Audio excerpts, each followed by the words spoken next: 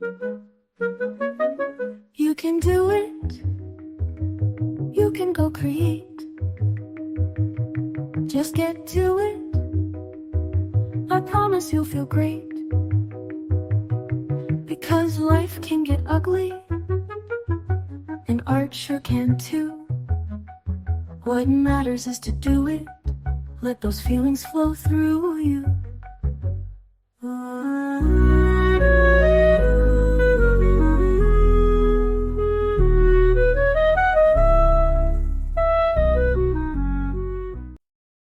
Hello, everybody. Welcome back to the Ugly Podcast, the Minisode. It's just me. Hi, I'm Lore. I am your ugly art weirdo. Today I'm wearing a hat and I reject my mortal gender t-shirt. It's one of my favorites. And I'm here with the Minisode today. So like I mentioned in the last Minisode, if you didn't listen to it, that's fine. I'm trying out these minisodes as a way to kind of touch base with you and just myself, really, about where I'm at in my own creative journey. I have been really stuck in this kind of facilitator coach mindset where as a perfectionist myself, that ends up making me feel like I have to have all the answers for my audience. And I very much don't, and I'm still fumbling my way through this creative space, both as a facilitator and as an artist. So yeah, this is the second minisode with just me, and I'm just gonna kind of give you a rundown of what I've been doing since the last month. I started an intuitive painting class on Fridays, and here in Tacoma, it's taking place at the Center for Spiritual Living. And it's been really good so far. The two sessions that I went to have been really nice. Very similar to just what I do normally with my own kind of ugly art practice, but trying really hard not to focus on putting the label ugly on there, and just allowing things to flow out, wondering when a painting is done and listening to your intuition when the painting is done. So that's been interesting. Something that I've learned to do a little bit with my feelings paintings and just kind of just, feeling it out when something feels done. But especially as I start to do larger works, larger paintings, I'm a little unfamiliar with how to know when it's done, how to do it in the first place.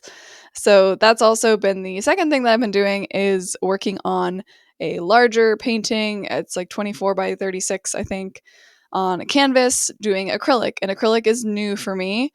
I don't love it. I don't love it. It's not fun so far. Every time I have added to the canvas, I have hated it a little more. But I'm kind of just allowing this to be the process of just painting and not really liking what's going on and seeing what's there in that space, in that emotional space, in that creative space. Um so that's been what I've been doing in my free time, is working on the larger acrylic piece. And I am honestly, I'm just proud that I started it in the first place, because I have had, this intention to start exploring acrylics and trying to translate some of my feelings paintings into an acrylic space and onto a canvas rather than watercolor. And so far has not been going well. Granted, I don't think I'm really setting myself up for success. My feelings paintings are tiny. They're like little 3x4 or whatever, little squares of watercolor, rectangles of watercolor paper, and I just jumped straight to huge canvas. Paint your feelings, Lore. And I don't know if that was the smartest route to go, but that's the route that I went with. I did also, because I had this revelation, I picked up some smaller canvases to play around with. So that will be kind of my next iteration as I continue on the larger canvas and just exploring this feeling of truly hating and wrestling with this painting over it, and it's truly a different painting every single time I start and stop. It is a completely different thing with, layers upon layers of random stuff that is totally unrelated and not cohesive at all. But I guess that's just kind of my art style. So I think what I'm wrestling with is like, how do you know what is your art style versus what are you like learning? So I don't know if, the smaller pieces are really just where I shine and where I'm comfortable and where I want to live. And then if the big pieces are like, that's what I'm learning, right? So I'm hoping that I start to, with time, I will see, I guess. I don't know. Uh, so those are kind of what I've been doing this month. I will say I've been feeling, at least today especially, I made quite a bit of art today. I woke up and I made some art with my partner, and then I came home and I made some more art by myself. And it was kind of a mixed bag of stuff that I kind of liked, kind of didn't like, but a lot of it, again, just feels there's a disjointedness to my art that is bothering me. Again, probably, perfectionist thinking that all or nothing is that I have to have a specific style. I also I met up with somebody in the community, in the Spaceworks community, who, and we're talking about maybe doing a show together, putting an art show on together, and that is a really exciting prospect. But my God, has my inner critic been like screaming at me in the background, like, "What are you doing? You don't you are not going to be able to do an art show. Like, what are you thinking?" So that's the inner critic, and I know the inner critic's just scared shitless of this whole experience. So I'm trying to give myself a lot of grace there, as I would encourage other people as well. Truly, right now I am coaching myself through a lot of stuff that's just coming back up as I start to try new things.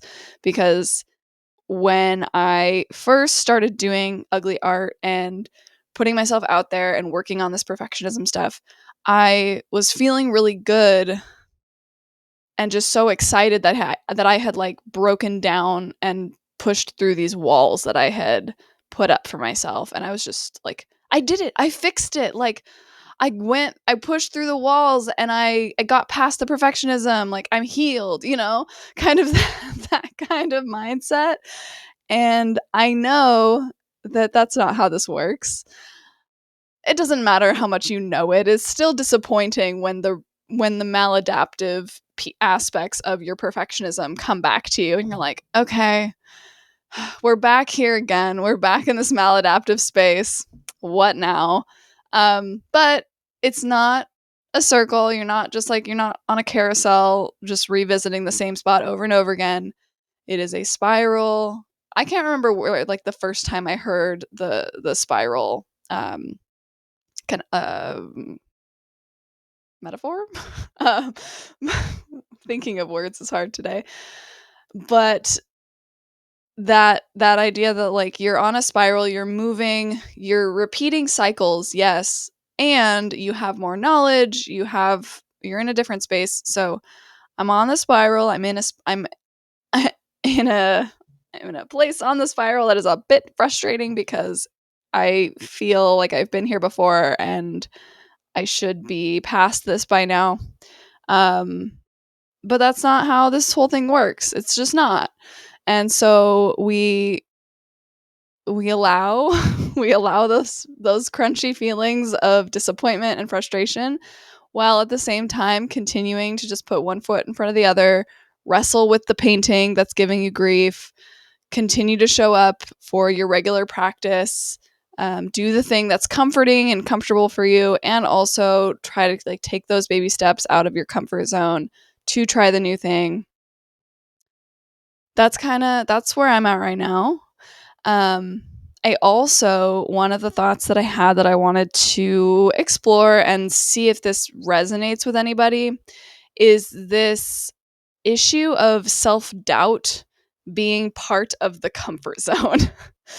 So it's so easy to, you keep reliving those thought patterns of, oh no, I'm not an artist, I'm not good enough.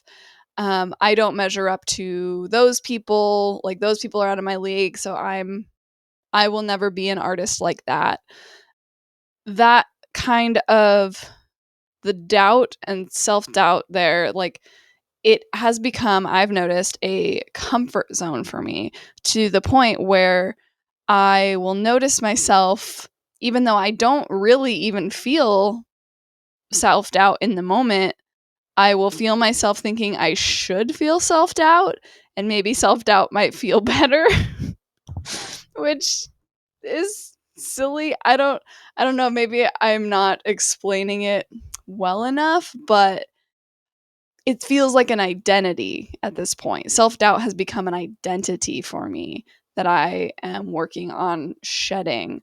I don't need to talk myself down in front of other people. I don't need to dismiss the achievements that I've made.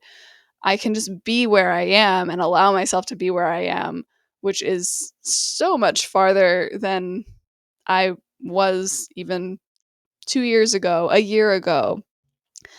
But yeah, doubting myself is like an identity that feels safe to me. And the idea of being, proud and confident feels like that's not me, though. Even though those are just characteristics that I do inhabit from time to time, there's a voice in my head that's saying that's like not who I am. And that makes me sad. It makes me sad, and it makes me wonder what it is about that identity that feels safe. And, maybe it's the belief that kind of was ingrained in me from family values of like, don't be too full of yourself, don't be braggadocious. I remember one time somebody gave me a compliment. I was at dinner with my grandparents, and someone gave me a compliment, said I looked like, they said I was beautiful and looked like some actress or whatever. Um, something that oh my gosh, I'm doing it right now. In my head, I'm like, you don't even look like that person. So it was a stupid comment to begin with. I'm gonna zip zip my lips. Okay. So this person gave me a very nice compliment. And my grandpa, like I smiled and I said thank you. It was a really nice thing. And my grandpa was just like, don't let that go to your head. Like don't take that personally. And it was just like, it just like felt so unfortunate where like, you get a compliment and you get that like boost in ego, and then somebody's just like, you can't feel that. That's not for you to feel. That deflation, that sucks.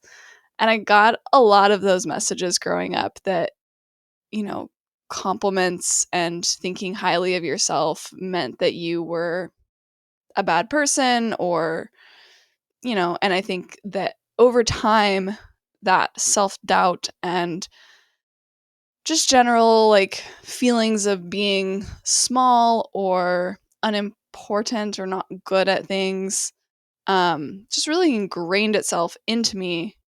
And so I'm just trying to pay attention to that. Um, Especially with, this possibility of doing my first art show. That voice is definitely very strong, and it wants to keep showing up and like putting myself down, and like not even in a mean way, but like in a like humble way, I guess. Like it wants to just like dismiss any compliments or any like of those kind of thoughts that I would be an artist or have, good artistic instinct or whatever. I just keep wanting to talk myself down. So trying to really hard to pay attention to that and not allow that self-doubt to remain an identity and just have that be like a characteristic that I have from time to time, and also not a place that I need to live. So confidence and I don't know if pride is the right word, but definitely like confidence in my work and in how far I've come and in what I'm able to do and challenge myself to do. Yeah, that's I think that's that. So those are the things that are going on this month. That's where I'm at. I would love to know where you're at, if there's anything that you are struggling with right now, or things you would like to just have somebody to talk to about. Please shoot me an email, or you know, yeah, no, email's great. Email's great. Substack is great. Um, yeah, my email is lore@scribeandsunshine.com. I'll have it in the show notes. I mean, you can find it on my website, Scribe and Sunshine. And remember that I have junk journaling here in Tacoma second Tuesday of every month. No, sorry, second Wednesday of every month. So the next one is December 10th. And I've got Come As You Art the third Thursday of every month.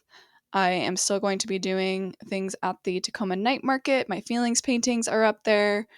And I will probably be doing a community art project there soon. And yeah, I hope you're doing well. I would love to be in touch and see how you're doing. And if not, I hope that this helps you feel a little less alone in wherever your mind is at right now. And again, maybe this needs to be like I'll have to make a note about making this like the intro for Minisodes, but like these episodes, these minisodes where I'm kind of talking about like things that I'm struggling with or wondering about or whatever, they are not like, this isn't a place where I'm looking for advice. I don't want advice right now. If I ever do want advice, I will let you know. But this is just kind of a place for me to talk about what I'm exploring, where I'm at, and for you to see what this process looks like for somebody who is a self described perfectionist who struggles with perfectionism, and struggles with the process. Just, I really want the process to be straightforward, and it is not.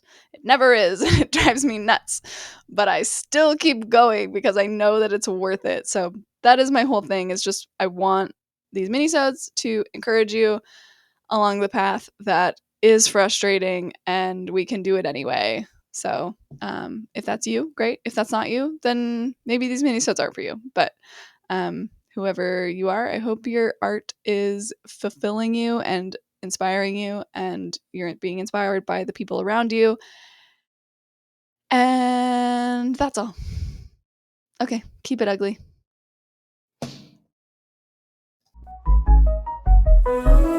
The Ugly Podcast is created by me, Laura Alexander of Scribe and Sunshine. It's produced and sort of edited also by me, and written and directed by absolutely no one. Our theme song was written and produced by the amazing Zoe Tronic. If you like the podcast, be sure to rate and leave a review on your preferred platform and share with the creative people in your life. If you're interested in learning more about what I do, head to scribeandsunshine.com to learn more about my ugly art workshops and my editing services.